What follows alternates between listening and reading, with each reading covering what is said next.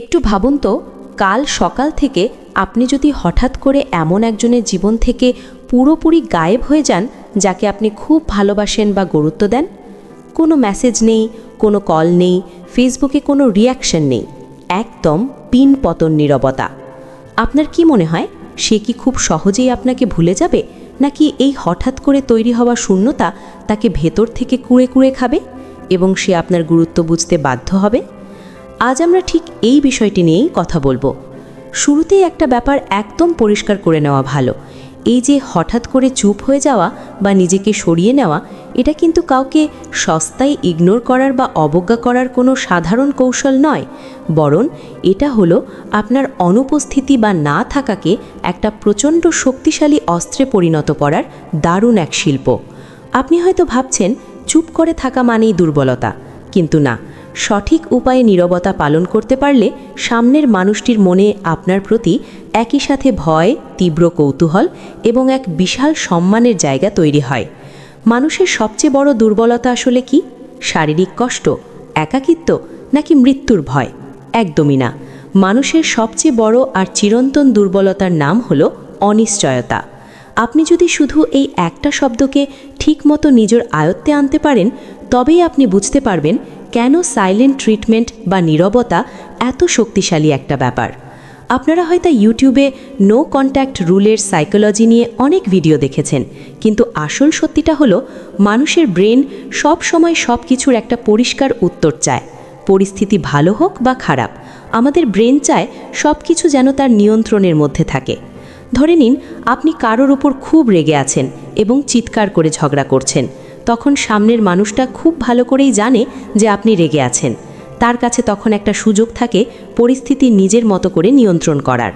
সে চাইলে আপনাকে মানাতে পারে, আপনার সাথে পাল্লা দিয়ে তর্ক করতে পারে, অথবা আপনাকে ছেড়ে চলেও যেতে পারে।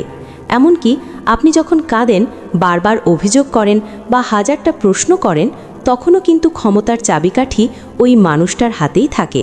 সে মনে মনে জানে আপনি এখনও তার মায়াজালে আটকে আছেন এবং তাকে হারানোর ভয়ে কাঁপছেন। কিন্তু আসল ম্যাজিকটা শুরু হয় ঠিক তখনই যখন আপনি আচমকা একদম চুপ হয়ে যান। কোনো শব্দ না করে, কোনো অভিযোগ না করেই যখন আপনি কয়েক পা পিছিয়ে আসেন, ঠিক সেই মুহূর্তে সামনের মানুষটার হাত থেকে পরিস্থিতির সব নিয়ন্ত্রণ কেড়ে নেওয়া হয়। এই যে হঠাৎ করে নিয়ন্ত্রণ হারিয়ে ফেলা, এটাই মানুষকে সবচেয়ে বেশি অস্থির আর পাগল করে তোলে। ব্যাপারটা একটু মন দিয়ে বোঝার চেষ্টা করুন। আপনি যখন পুরোপুরি নীরব হয়ে যান, তখন সামনের মানুষটা হাজারো প্রশ্নের গোলকধাঁধায় আটকে পড়ে। তার মাথায় তখন সারাক্ষণ ঘুরতে থাকে, ও হঠাৎ করে চুপ হয়ে গেল কেন? আমি কি খুব বেশি অন্যায় করে ফেলেছি? নাকি ওর জীবনে এখন আর আমার কোনো দাম নেই? ও কি অন্য কারো দিকে হাত বাড়ালো? এই উত্তর না পাওয়া প্রশ্নগুলো তাকে ভেতর থেকে কুড়ে কুড়ে খেতে থাকে, কারণ এখন গল্পের রাশ আর তার হাতে নেই, বরং আপনার নীরবতার হাতে। ঠিক এখান থেকেই ক্ষমতার হাত বদল ঘটে। তবে একটা কথা সব সময় মনে রাখবেন, নীরবতা দিয়ে আপনি কাউকে ভয় দেখাচ্ছেন না, বরং আপনি তাকে সেই অন্ধকারটার ভয় দেখাচ্ছেন যা আপনার মনের ভেতর কি চলছে সেটা তাকে বুঝতে দেয় না। মানুষের মস্তিষ্ক শূন্যতা সহ্য করতে পারে না। যেখানে সে কোনো তথ্য পায় না, সেখানে সে নিজ থেকেই ভয়ঙ্কর সব কল্পনা আর ভয়ের গল্প তৈরি করে নেয়। আর বেশিরভাগ ক্ষেত্রেই সেই কাল্পনিক ভয় বাস্তবের চেয়েও অনেক বেশি যন্ত্রণাদায়ক হয়। এই কারণেই আপনি যখন কাউকে ইগনোর করেন এবং সেই মানুষটা যদি মানসিকভাবে আপনার সাথে বিন্দুমাত্র যুক্ত থাকে, তবে সে বাধ্য হয়ে আপনাকে তার ভাবনার কেন্দ্রবিন্দুতে বসিয়ে দেয়। সে প্রতি মুহূর্তে শুধু আপনার কথাই ভাবতে শুরু করে। এখন নিজের বিবেককে একটা ছোট্ট প্রশ্ন করুন তো, আপনি কি কখনো কাউকে সাইলেন্ট ট্রিটমেন্ট দিয়েছেন? এমন কি কখনো হয়েছে যে আপনি প্রচণ্ড কষ্ট পেয়েছিলেন বা বড় কোনো আঘাতের কারণে চেয়েছিলেন সামনের মানুষটা অন্তত নিজের ভুলটা বুঝুক, আর তাই আপনি একদম চুপ হয়ে গিয়েছিলেন? যদি আপনার উত্তর হ্যাঁ হয়, তবে এবার একটা তেতো সত্যের মুখোমুখি দাঁড়ান। আপনি যেটাকে সাইলেন্ট ট্রিটমেন্ট ভেবেছিলেন, সেটা আসলে সাইলেন্ট ট্রিটমেন্ট ছিলই না। ওটা ছিল স্রেফ একটা আবেগের বশবর্তী হয়ে দেওয়া প্রতিক্রিয়া বা ইমোশনাল রিয়াকশন। আর মনে রাখবেন, আবেগ দিয়ে দেওয়া প্রতিক্রিয়া কখনো আপনাকে ক্ষমতা বা সম্মান এনে দেয় না। আমাদের সমাজের বেশিরভাগ মানুষ ঠিক এই জায়গাতেই মস্ত বড় একটা ভুল করে বসে। তারা ভাবে আমি কথা বলছি না মানেই আমি খুব শক্ত অবস্থানে আছি, কিন্তু সত্যিটা হলো সব নীরবতাই শক্তি নয়। কিছু নীরবতার জন্ম হয় মনের গভীর ভয় থেকে, আর ভয় থেকে জন্ম নেওয়া এই নীরবতা আপনার ব্যক্তিত্বের গুরুত্ব বা ভ্যালু বাড়ানোর বদলে উল্টো কমিয়ে দেয়। অনেকেই ইন্টারনেটে নীরবতার শক্তি লিখে সার্চ করেন, কিন্তু আসল তফাতটা বুঝতে পারেন না। কাউকে ইগনোর করা আর কৌশলগতভাবে অনুপস্থিত থাকার মধ্যে আকাশ পাতাল পার্থক্য আছে। ইগনোর করা বা অবজ্ঞা করা আসলে কি? যে মানুষটা ইগনোর করে সে বাইরে থেকে নিজেকে খুব শান্ত দেখানোর চেষ্টা করে, কিন্তু তার ভেতরটা ছটফট করতে থাকে। সে মনে মনে চায় সামনের মানুষটা নিজে থেকে ফিরে আসুক। সে সারাক্ষণ ফোনের দিকে তাকিয়ে থাকে, কখন একটা কল বাজবে, কখন একটা মেসেজ আসবে, কখন সে জিজ্ঞেস করবে কি হয়েছে তোমার, তুমি ঠিক আছো তো? অর্থাৎ তার পুরো মনোযোগ বা ফোকাস তখনও ওই মানুষটার উপরই পড়ে থাকে। সে চুপ করে আছে ঠিকই, কিন্তু সে মনে মনে এক আকাশ আশা পুষে রেখেছে। আর যেখানে প্রত্যাশা বা আশা থাকে সেখানে ব্যক্তিত্বের কোনো জোর থাকে না।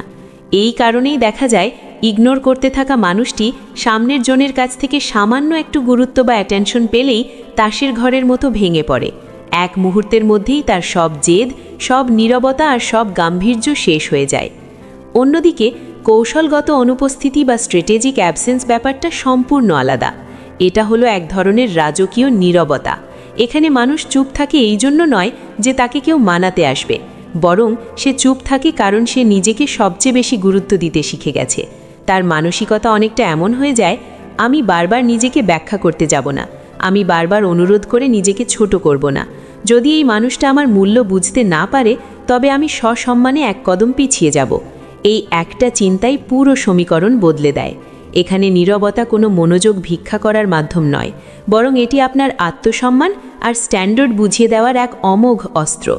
পুরো বিষয়টা অনেকটা প্রতিদিনের খবরের কাগজ আর ব্রেকিং নিউজের মতো। আপনি যদি সব সময় সবার জন্য খুব সহজে অ্যাভেলেবল থাকেন, সব কল রিসিভ করেন, মেসেজ দেওয়া মাত্রই রিপ্লাই দেন, হাজারো অবহেলা সয়েও মানিয়ে নেন, তবে আপনার গুরুত্ব হয়ে যায় সেই বাসি খবরের কাগজের মতো, যা কেউ যত্ন করে তুলে রাখে না। কিন্তু যখন হুট করে কোনো ব্রেকিং নিউজ আসে, তখন মানুষ সব কাজ ফেলে টিভির দিকে তাকায়। ইগনোর করা আর কৌশলগত অনুপস্থিতির আসল পার্থক্যটা ঠিক এখানেই।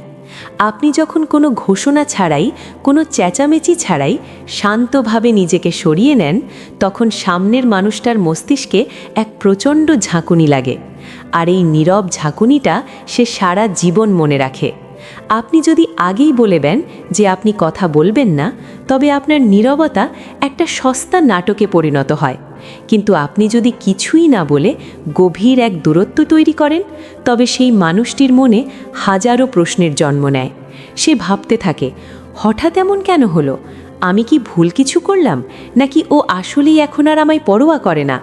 ঠিক এখান থেকেই তার উপর এক তীব্র মানসিক চাপের সৃষ্টি হয়। এবার একটা অত্যন্ত অপ্রিয় কিন্তু চিরন্তন সত্যি কথা শুনুন। আপনি সরে যাওয়ার পর যদি দেখেন সামনের মানুষটি বিন্দুমাত্র বিচলিত হচ্ছে না বা কোনো প্রতিক্রিয়া দেখাচ্ছে না, তবে তার মানে এই নয় যে আপনি মূল্যহীন। তার মানে হলো আপনি এতকাল একটা মিথ্যে মোহ বা ইলিউশন আঁকড়ে ধরে বেঁচেছিলেন। সেই মোহ ভেঙে যাওয়াটা কষ্টের, সন্দেহ নেই, কিন্তু এই কষ্টটাই আপনাকে শেকল ছিঁড়ে মুক্ত করবে। সব সময় মনে রাখবেন, হারানোর ভয় সবার ওপর কাজ করে না। এটি কেবল তাদের ওপরই কাজ করে যাদের জীবনে আপনি মূল্যবান কিছু দিতে পেরেছেন। আপনি যত বেশি আপনার নিয়ন্ত্রণ অন্যের হাতে তুলে দেবেন, তত নিজেকে সস্তা করে তুলবেন। কাউকে হারানোর ভয় দেখানোর সবচেয়ে বড় শক্তি তখনই আসে যখন আপনি মানসিকভাবে এই প্রস্তুতি নিয়ে ফেলেন যে সে চলে গেলেও আমি দিব্যি টিকে থাকব। এই আপোষকামহীন মানসিকতাই আপনাকে অন্যের চোখে অপরাজেয় আর ভয়ঙ্কর শক্তিশালী করে তোলে।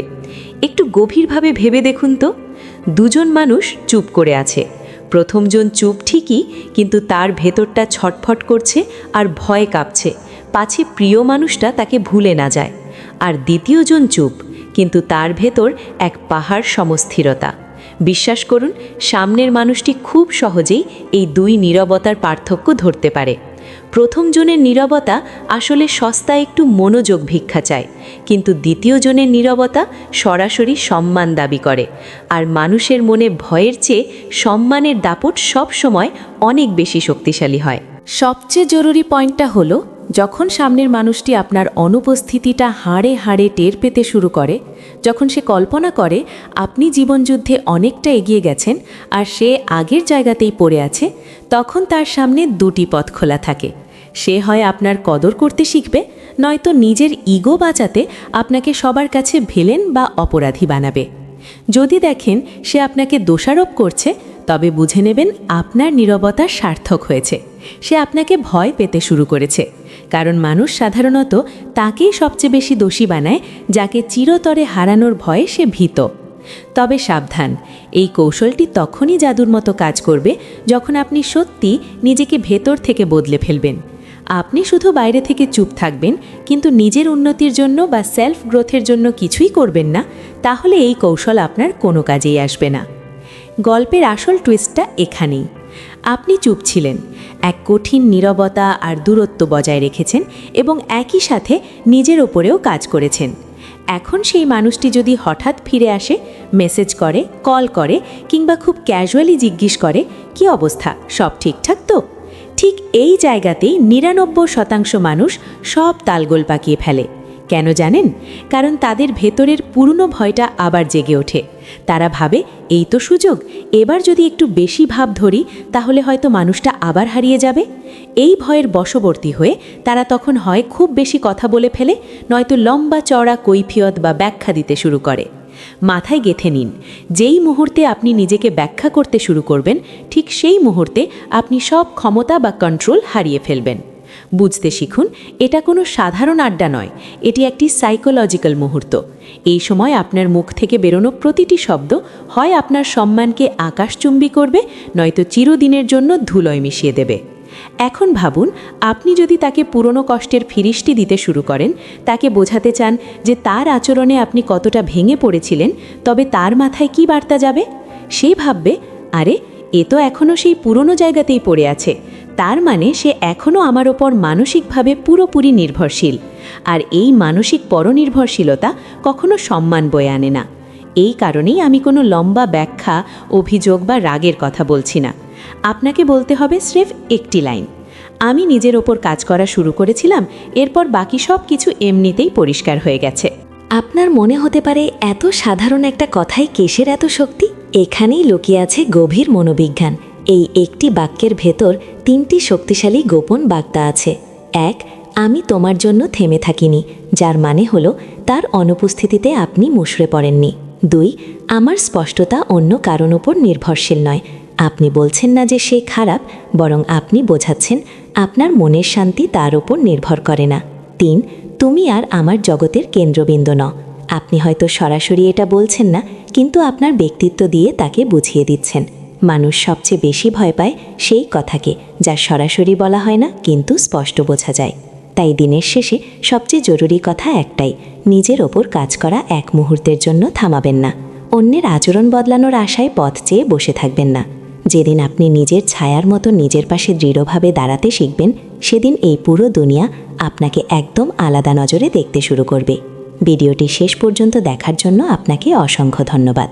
যদি এই কথাগুলো আপনার জীবনের সাথে একটুও মিলে যায় বা আপনার চিন্তাধারায় নতুন কোনো পজিটিভ পরিবর্তন আনতে সাহায্য করে, তবে ভিডিওটিতে একটি লাইক দিতে ভুলবেন না।